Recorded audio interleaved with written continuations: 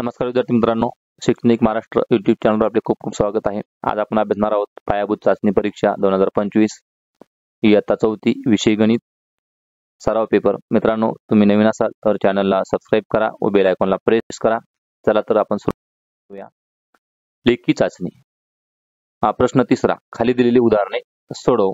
बघा, छंद वर्गाचे शुल्क फी अक्षरात लिही। छंद वर्ग आणि छंद वर्गाची फी आहे या ठिकाणी 550 रुपये, हे आपल्या अक्षरात लिहायचं आहे। तर उत्तर या ठिकाणी लिहूया आपण 550 रुपये।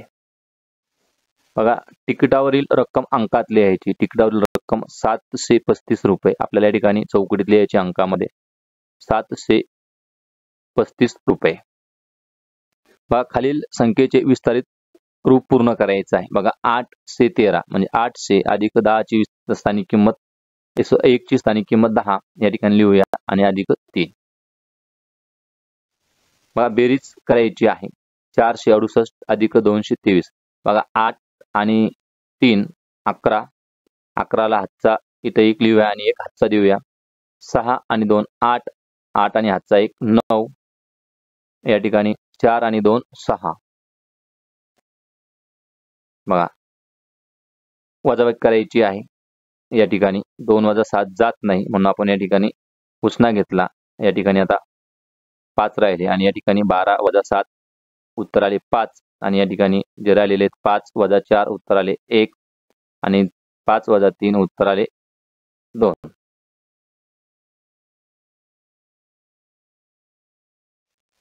खालील उदाहरणे सोडव। कासवाच्या पिल्लाचे वय 50 वर्षे व त्याच्या आईचे वय 150 वर्षे आहे। कासवाच्या पिल्लाचे वय त्याच्या आईच्या वयापेक्षा किती वर्षांनी कमी आहे? या ठिकाणी 150 वजा 50 उत्तर भेटते आपल्याला 100 वर्ष, म्हणजे 100 वर्षांनी कमी आहे। चित्राचे निरीक्षण करून गुणाकाराचे शाब्दिक उदाहरण तयार कर। बघा, प्रत्येक अशा 5 बशा आहे आणि प्रत्येक बशीमध्ये 3 कप आहे। मग आपण उदाहरण तयार करू की एका बशीमध्ये 3 कप, याप्रमाणे 5 बशामध्ये किती कप होतील, हे झालं आपलं गुणाकाराचं उदाहरण। तुमच्याकडे 200 रुपये असल्यास तू कोणकोणत्या प्रकार त्याचे सुटे करशील ते लिही। जसं की या ठिकाणी 200 रुपये सोडून दाखवलेलं आहे। जसं की 50 रुपयाच्या 4 नोटा म्हणजे 200 आणि 10 रुपयाच्या 20 नोटा। तर या ठिकाणी आता 20 रुपयाचे किती नोटा असतील आपण ते लिहूया आणि 100 रुपयाच्या 2 नोटा आणि 20 रुपयाच्या 10 नोटा। बघा, घरावर लिहिलेल्या संख्यांचा चढता व उतरता क्रम लिही। चढता क्रम म्हणजे लहान संख्या आली, त्यानंतर मोठी आणि त्यानंतर मोठी। सर्वात लहान 43 आहे, 43, 95 आणि 117। उतरता क्रम सगळ्यात मोठी संख्या अगोदर 117, 95 आणि 13 या पद्धतीने। मित्रांनो, व्हिडिओ आवडत असेल तर लाईक करा, नवीन असाल तर सबस्क्राइब करा व बेल आयकॉनला प्रेस करा।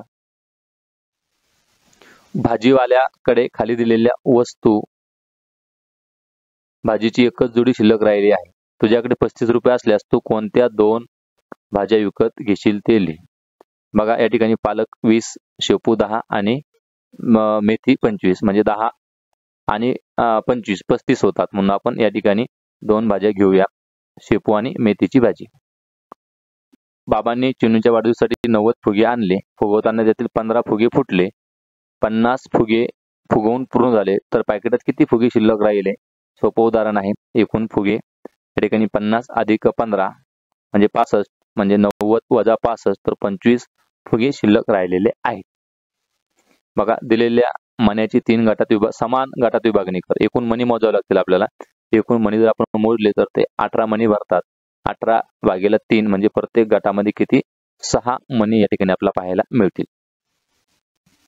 बघा, सूचनेनुसार जोडी लावायची आहे। हे काय तर साखर आहे। तर साखर कशामध्ये मोजतो आपण? तर किलोमध्ये। यामध्ये दूध आहे, दूध आपण लिटरमध्ये मोजतो आणि हा कापड आहे, कापड आपण मीटरमध्ये मोजतो टेपच्या साहाय्याने। अशा पद्धतीने जोडी लावायची आहे। खालील प्रश्नांची उत्तरे लिही। तुझे वजन किती आहे हे आपल्या मनाने आपण उत्तरे लिहायचे। जसे की माझे वजन 20 किलो आहे, 10 किलो आहे। तुझ्या घरी रोज किती दूध घेतले जाते? 1 लिटर, अर्धा लिटर अशा पद्धतीने।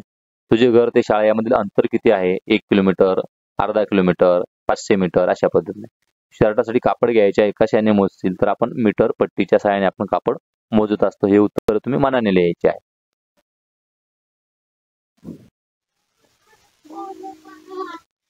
खाली दिलेल्या दिनदर्शिकेत रिकाम्या चौकटी पूर्ण कर आणि प्रश्नांची उत्तरे लिहायची. बघा 10 जूनला कोणता वार येईल? मग दिनदर्शिका पाहत असताना या ठिकाणी 10 आणि याच्या डाव्या बाजूला कोणता वार आहे? तर सोमवार आहे, म्हणजे 10 जूनला सोमवार येईल.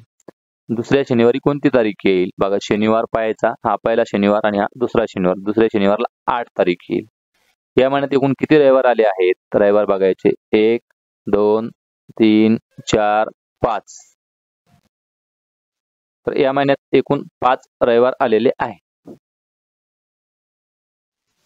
बघा सुचवलेली वेळ घड्याळात दाखव असा प्रश्न आहे. मित्रांनो तुम्हाला हा व्हिडिओ आवडत असेल तर लाईक करा व चॅनलला सबस्क्राईब करा आणि बेल आयकॉनला प्रेस करायला विसरू नका. बघा शाळा भरण्याची वेळ, आता शाळा भरण्याची वेळ जर माझी 9 असेल तर या ठिकाणी 9 आपण शाळा भरण्याची वेळ दाखवूया. हा आपला तास काटा 9 आणि मिनिट काटा 12 वरती असेल. शाळा सुटण्याची वेळ 4 वाजेची आहे आपल्या, या ठिकाणी तास काटा 4 वरती आणि मिनिट काटा 12 वरती. अशा पद्धतीने आपण वेळ दाखवलेली आहे. खाली उदाहरणे सोडव. रिकाम्या जागी कोणती संख्या येईल ते सांग. बघा 51 आणि 5 56, 56 आणि 5 61, 61 आणि 5 66. म्हणजे याच्यामध्ये 5 मिळून पुढची संख्या भेटणार आपल्याला 66 आणि 5 71. अशा पद्धतीने मित्रांनो व्हिडिओ आवडल्यास लाईक करा. बघा